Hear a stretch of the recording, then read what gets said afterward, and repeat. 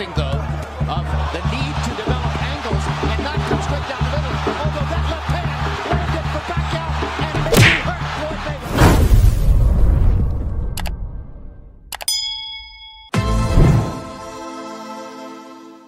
Sinabi ng bagong hinirang na IBF welterweight champion Jaron Boots Ennis na gusto niya pa ring labanan ang dating undisputed welterweight champion na si Terence "Bud" Crawford.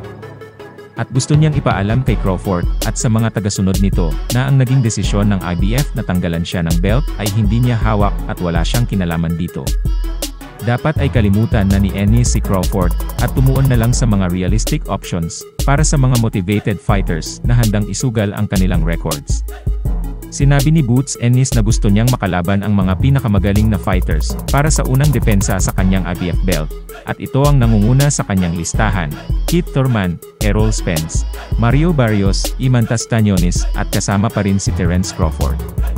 Sa lahat ng kanyang nabanggit, ang nag-iisang fighter na nagpakita ng interes na labanan siya ay walang iba kundi si Mario Barrios, dahil ito lang ang nakikita ni Barrios na posibleng daan para makakuha ng title shot.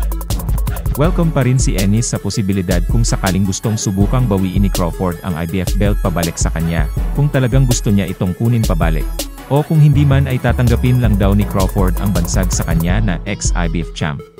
Dinepensahan ni Ennis ang IBF na sumunod lamang daw ito sa kanilang tuntunin sa desisyon upang tanggalan ng belt si Crawford, bilang hindi pagkilala sa mga rematch clause, upang gawing exception para iwasan ang mga mandatory challengers, na para naman sa kanya ay magandang bagay na ginawa ng IBF.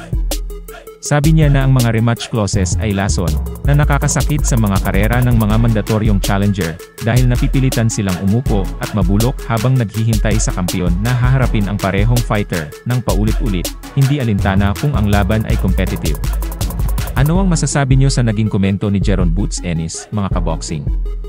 Sa palagay niyo ay tama ba na habulin ulit ni Terence Crawford ang IBF belt na tinanggal sa kanya?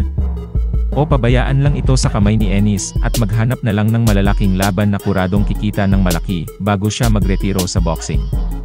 I-comment na yan sa baba at babasahin natin. Pero bago yan, sana ay suportahan nyo ang ating munting channel sa pamamagitan ng pag-like, subscribe, at pindutin na rin ang notification bell para updated kayo pag may bago tayong upload na videos.